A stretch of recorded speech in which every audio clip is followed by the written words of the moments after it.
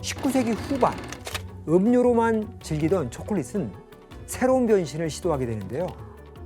바로 네모난 형태의 초콜릿이 탄생한 겁니다. 아, 드디어 나왔구나.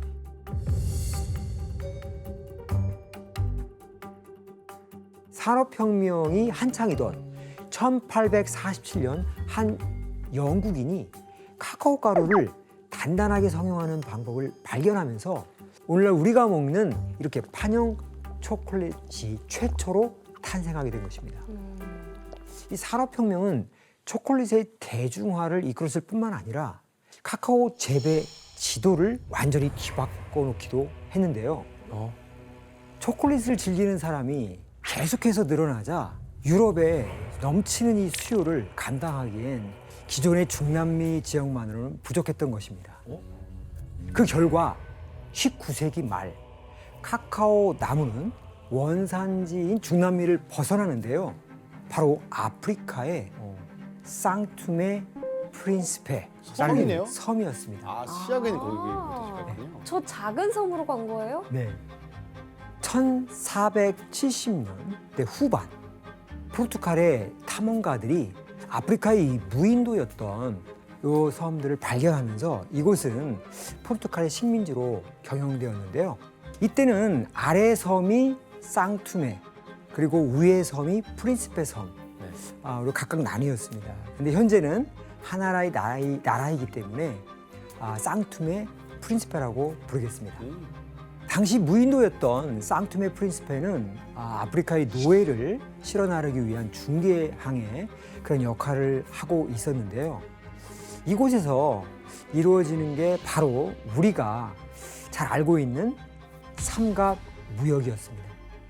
이 삼각무역은 유럽에서 무기와 그 화약을 싣고 아프리카로 가서 아프리카 노예와 교환해서 남미로 가죠. 그런 다음에 데려온 노예를 사탕수수와 이제 카카오하고 이렇게 거래해서 유럽으로 다시 가져가는 것이었습니다. 그래서 카카오 나무 묘목은 쌍투메 프린시페 섬으로 들어오게 됩니다. 이때부터 본격적으로 아프리카에 이 카카오 나무가 재배되기 시작한 것이죠. 이후 1900년대 초까지 이 쌍투메 프린시페는 아프리카 최초이자 최대 규모의 카카오 재배지로 성장하는데요. 이 쌍투메 프린시페는요, 초콜릿 아일랜드라는 별명까지 얻게 됩니다. 그러니까 저는 잘 몰랐는데 그 카카오가 아프리카의 토종 작물이 아니었던 거네요. 그렇죠. 외래종이네요. 맞습니다. 이후에 쌍투메 프린시페를 시작으로 카카오는 원산지였던 중남미 대신 아프리카로 주산지를 옮기게 됩니다. 카카오가 전해지는 이 환경 속에서 아프리카의 콩고는 안타깝게도 생지옥으로 변하게 됩니다. 왜요? 도대체 무슨 일이 일어났던 것일까요? 콩고에 닥친 이 비극에 대해 이야기하려면요, 우선 한 인물을 짚어봐야 할 것 같습니다. 그렇죠? 바로 하얀 악마라고 불리는 벨기에의 왕 레오폴드 2세입니다. 하얀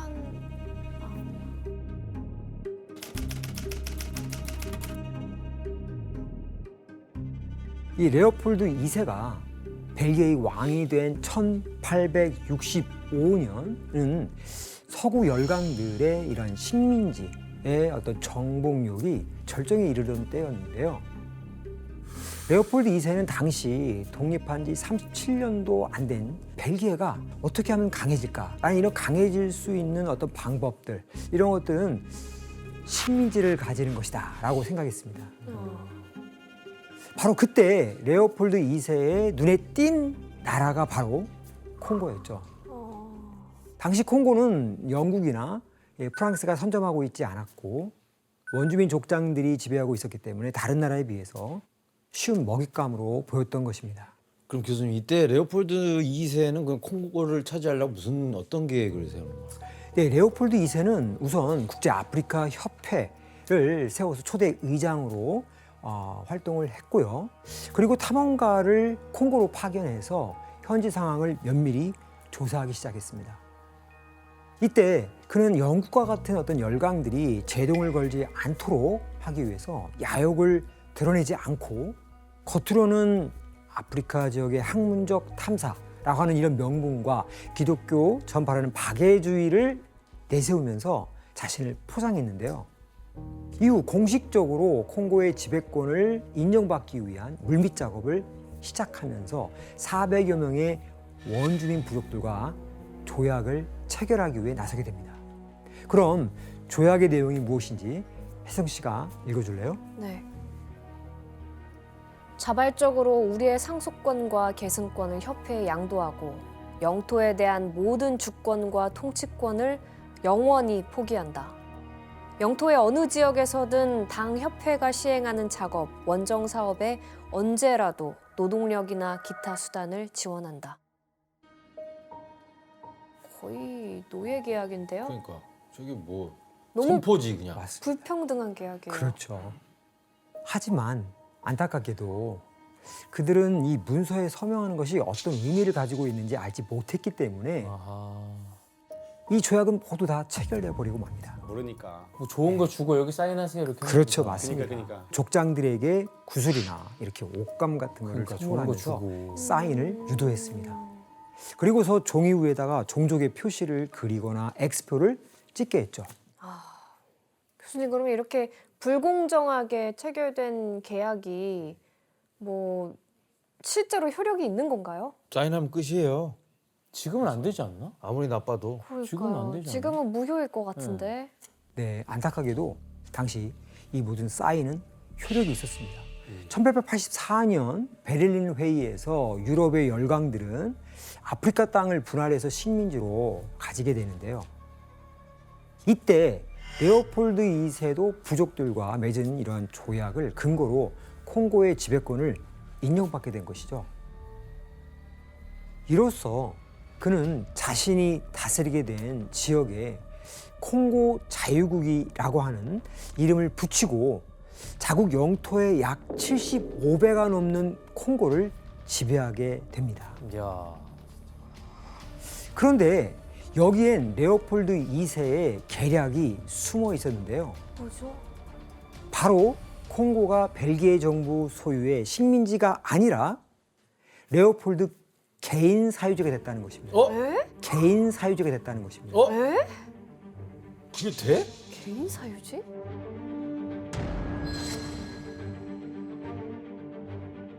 아니 그 개인이 한 나라를 사유지로 삼는다는 이해가 안 되는데 이게 어떻게 된 거예요? 그 당시에는 일단은 레오폴드 2세가 야망이 굉장히 컸었어요. 그래서 사실은 그 당시에 의회에서는 식민지 삼을 때도 비용도 들고 위험도 하고 그리고 어떤 외교적인 부분에 문제될 수도 있기 때문에 약간 반대하는 입장이었는데 본인이 어떻게든 이걸 만들고 싶었던 거예요. 그래서 내가 멋진 나라 왕이 되려면 무조건 식민지자 되겠다는 그 꿈으로 본인이 계속해서 진행해왔던 프로젝트이기 때문에 개인 사유지가 됐던 거예요. 아니 그래도 자기 본국보다 땅이 75배나 크다는데 말이 안 되는 거죠, 진짜. 오늘 줄리안 씨가 벨기에 초콜릿 때문에 나온 게 아니라 이분 때문에 나왔군요. 어. 해명하시려고. 이렇게 콩고를 사유지로 손에 넣게 된 돈 엄청 벌었겠는데. 레오폴드 2세는 본격적으로 콩고를 수탈하기 위한 작업에 착수를 하는데요. 이때 레오폴드 2세가 가장 눈독을 들였던 특산품은 고무와 상아였습니다. 네, 고무. 상하요? 예. 코끼리? 그렇죠. 그 코끼리의 이 상아, 이거는 당시 이 당구공이나 피아노 건반에 쓰이는 사치품이었고, 그럼 코끼리 또 그렇죠. 사과 그리고 다 잘라. 네. 그리고 이제 고무는 뭐 자전거 타이어, 자동차 타이어 산업이 이게 발달하면서 수요량이 급증하고 있었거든요. 여기에 또 하나 이 수탈한 것이 있었는데 바로 카카오였습니다. 이 벨기에는 15세기부터 이 스페인의 지배를 받았기 때문에 다른 유럽에 비해 일찍 초콜릿을 접할 수 있었는데요. 그래서 카카오도 중요한 수탈 대상 중 하나가 된 것입니다. 게다가 레오폴드는 아침마다 초콜릿 디저트를 10개씩 먹거나 하루에 핫초코를 1.6리터나 마실 정도로 초콜릿을 엄청 좋아했어요. 건강에 좀 위험한 거 아니에요? 그러니까요. 충격적인데? 근데 교수님 이제 갑자기 벨기에가 콩고를 통치하게 된 거거든요. 네. 콩고인들은 가만히 있었나요? 그래서 이 벨기에인들은 콩고 지배를 원활하게 할 수 있도록 원주민들에게 이렇게 공포심을 주장했습니다. 그 일환으로 이 벨기에인들이 초자연적인 힘을 가지고 있는 것처럼 속였는데요. 이 콩고인들에게 돋보기를 이용해서 담배에 이 불을 붙이는 모습을 보여줬습니다. 그러면서 벨기에인들은 이 태양과 친밀하니 말을 듣지 않으면 콩고인의 마을을 싹 다 불태워버릴 거다라고 이렇게 협박을 하게 됐죠. 제대로 사기를 쳤네. 그래서 콩고인들을 겁박한 레오폴드 2세는 이를 1891년 원주민의 이 노동력을 강제하고 상하와 고무를 완전히 독점하는 법을 제정했는데요. 이후 콩고에는 고무 농장과 이 카카오 농장이 닥치는 대로 만들어지기 시작합니다. 그리고 노동을 제공한 이 원주민들에게 아무런 대가도 주지 않은 채 카카오 열매를 무더기로 쓸어가게 되죠. 이렇게 법이 제정되면서 말도 안 되는 잔혹행위가 벌어졌는데요. 대체 어떤 일이 벌어졌는지 먼저 사진으로 확인해 보겠습니다. 손 아니에요? 뭐야? 네, 이 사진은 손 아니에요? 네, 맞습니다. 손?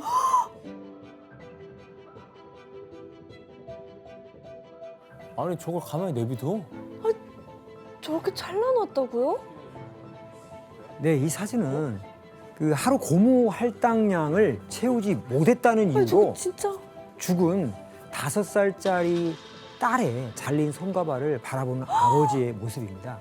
딸의 손과 발을 보고 있는 아버지의 모습이 참 처참하죠. 저 진짜 사람도 아니에요. 다음 사진을 보실까요? 어머. 네, 이 사진들 역시 할당량을 채우지 못해서 손목이 잘린 콩고인들의 모습인데요. 다 왜 손들을 잘라? 레오폴드 2세의 치세가 얼마나 잔혹했는지 짐작할 수 있는 모습들입니다. 당시 이렇게 고무 할당량을 채우지 못하면 어떻게 되는지에 대한 기록이 남아 있는데요. 한번 혜성 씨가 읽어주실래요? 1. 정해준 할당량을 처음 채우지 못하면 채찍질을 하고 한쪽 손을 자른다. 2. 두 번째 할당량을 채우지 못하면 나머지 한쪽 손을 자른다. 3. 세 번째 할당량을 채우지 못하면 손이 없어 일할 수 없으니 죽인다. 4. 죽은 사람의 할당량은 다음 사람에게 넘긴다. 진짜 똑같이 해주고 싶네요. 저런 거 만든 사람. 네. 이렇게 상황이 이렇게 되다 보니 콩고에서는 고무를 빼앗기 위해 서로를 죽이는 참상이 벌어지기도 했는데요. 1896년 당시 한 독일 신문에 실린 내용을 보면 콩고에서 하루에 잘린 손목만 1,308개에 달했다고 합니다. 와. 최악이다 진짜. 레오폴드 2세가 어느 정도로 콩고를 수탈했는지 짐작이 가시죠? 아니 근데 손목을 자르고 무슨 할당량을 그러니까 채우라는 손목 왜 자르는 거야? 이 기록들은 사실 고무에 관련한 것들이지만 카카오도 크게 다르지 않았을 것으로 추정됩니다. 루이강 씨 이런 역사 때문에 벨기에 초콜릿이 좀 비난을 좀 많이 받았던 적이 있었어요? 예, 맞아요. 사진을 보면서 제가 한번 설명을 드려볼게요. 네, 벨기에에서 파는 손 모양 초콜릿인데요. 에이 진짜. 네, 벨기에 앤트워프라는 지역에 내려오는 신화 중에서 이제 거인의 손을 자른 영웅 이야기가 있거든요.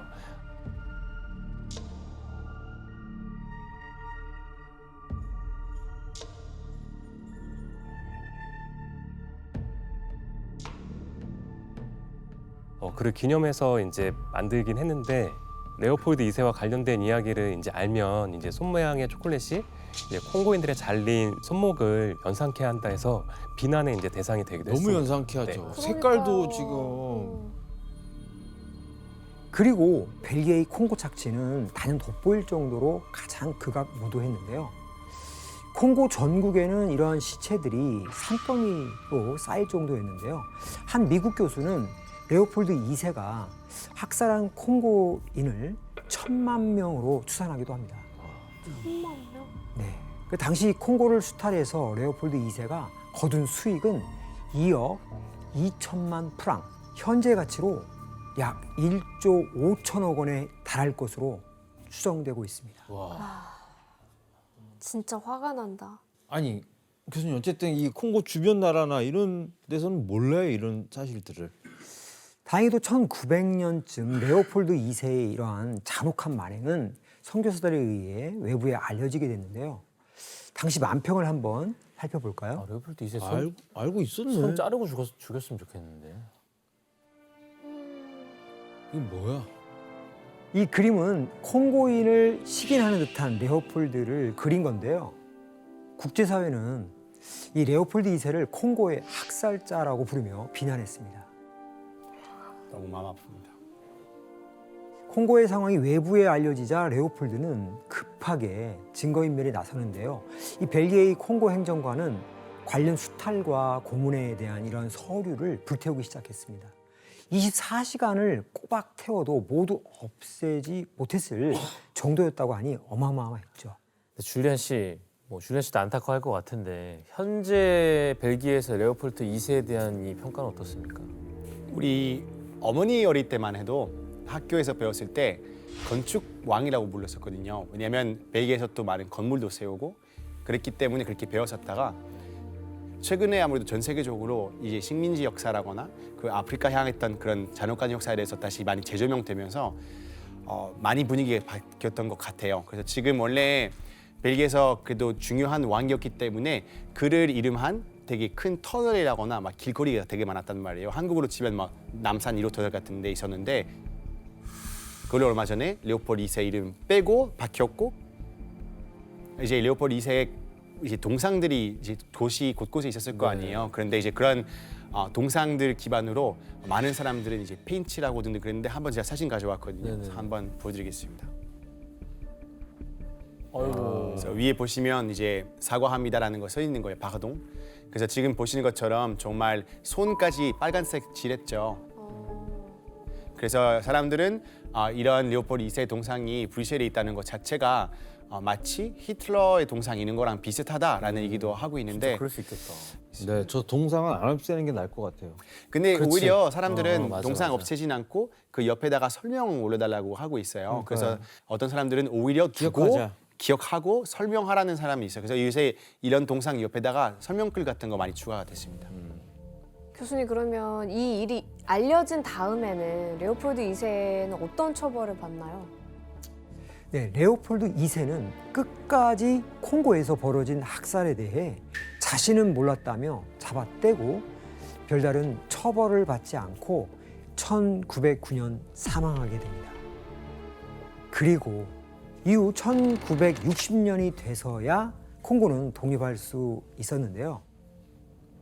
결국 벨기에는 카카오가 하나도 나지는 않는 나라였지만 풍부한 재료로 초콜릿 기술이 발전할 수 있었던 거죠.